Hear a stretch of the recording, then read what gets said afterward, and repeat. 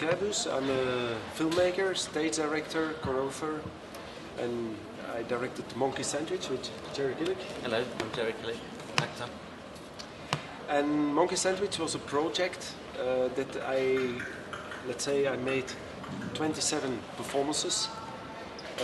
And I had the desire, as I come from film, work with choreography and stage, theater pieces, and I always involved film in my theater pieces. And I had the desire to make a very pure film with one person living under. And this was the project Monkey Sandwich. That was a feature film with a person living live under.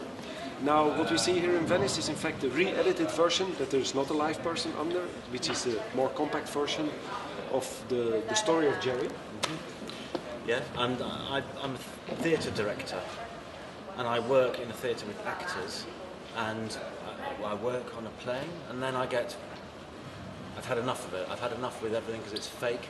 The fake world of the theatre, the costumes, the set that sounds like it's made of cardboard and is.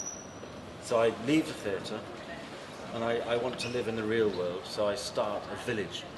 I found a community, you know? And I divert rivers so that the community can flourish better. So I'm suddenly in the real world, I'm working with diggers, planning how to move rivers around. And as a result of me doing this badly, there's a flood that sweeps away the village, kills lots of people, including my wife, who's pregnant. And then I have to find my unborn child, which of course is an impossible task. And I think it was for me a film about a leader. Like I'm a leader as a director. He plays, in fact, with me together, integrated it. A leader who asks the impossible from its actors, to act the impossible. Like Ultimaves is famous for the very physical dance, who was real. We were throwing bricks in the air, real bricks, and we had to avoid it. Catching real thing. Everything what we did was real.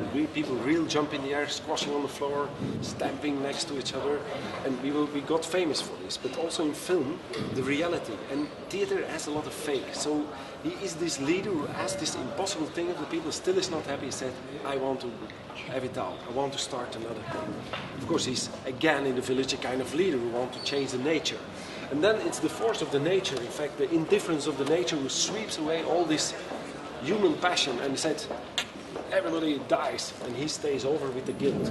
So the third part of the film is a very surrealistic guilt feeling, like when you dream, when you see demons because you did something bad and you have a guilt feeling.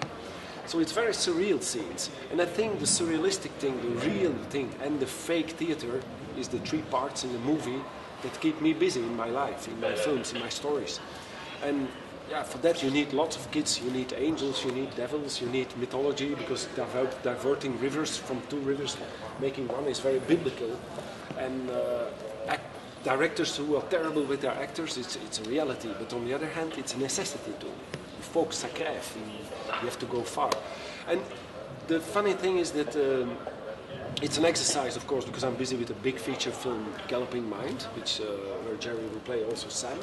A very important role, which is a written script, what I'm busy 5-6 years. It's produced. It's going to be filmed in South Africa in 2012-13, and it's a big preparation. I couldn't wait, and now I said I make a Monkey Sandwich, and it's with improvised dialogues, as urban myths. And the story of the urban myths is maybe you can tell it. Yeah. Urban myths, like in the expression in Flemish for urban myth is monkey sandwich. Afgebroodje. Broodje up. That means it's great, isn't it? So that is a monkey sandwich. So and in the film, a lot of the texts are these urban myths. Kind of things and the urban myths they're interesting because they're stories that are told as if they were true, and nobody knows whether they're true or not. It's impossible to find out whether they were true. It's not real history. You can't find these things out. So a lot of the texts are these urban myths, these stories which may or may not be true. And I tell stories as a director.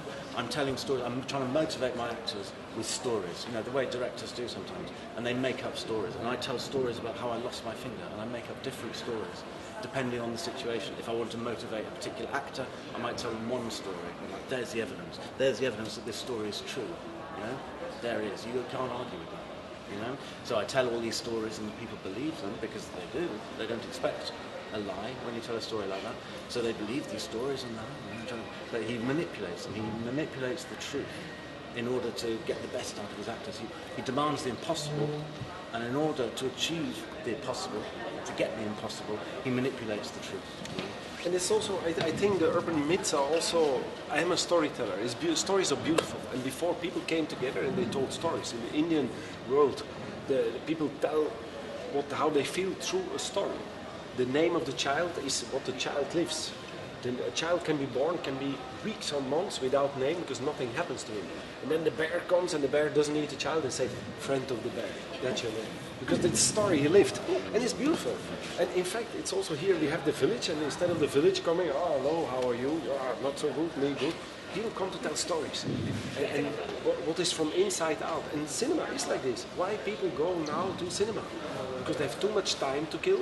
They don't live anything anymore, and all the stories have to be in the visual, in the cinema. People go to the cinema and say, "Oh, now we did something," because you get the impossible, and the cinema gets more and more to them. And I find that this idea should be infiltrated in the form itself. So I said, why don't we use the stories itself in the film instead of making stupid dialogue that you try to write out? And no, you tell a story. And I find it's less direct. And as I auto-financed this film, we could do what we want. So we could do it, and we filmed it in a very short time, and we were totally free. It was a hell of a production, but we could do what we want. With a written film, they come and they check and they do and this and that. So it was a big order to the freedom also of film. Film should be free. It should be also. We cooked in the night and then we said, tomorrow maybe you talk about you do that. And then the next day we go, we do it. But it was not, here's the text, read it or do it. It changed. So it's beautiful. It's filmé à tout prix in a very free way. Yeah, completely. Yeah. Like driving along the van. So what do you do? We met so-and-so, one of the actors in Cologne, they could do this, they could do that. All right, okay, that's what we'll do this. But not just very roughly, scene by scene, very roughly. No script, nothing like that. And then we turned up in Cologne and we did the scene. You know, maybe shot it twice, then move on to the next one. Of course, he's also not afraid of saying, tell me what I have to do. Just give him big outlines and then and he goes and you have to follow him. You know. This is beautiful also.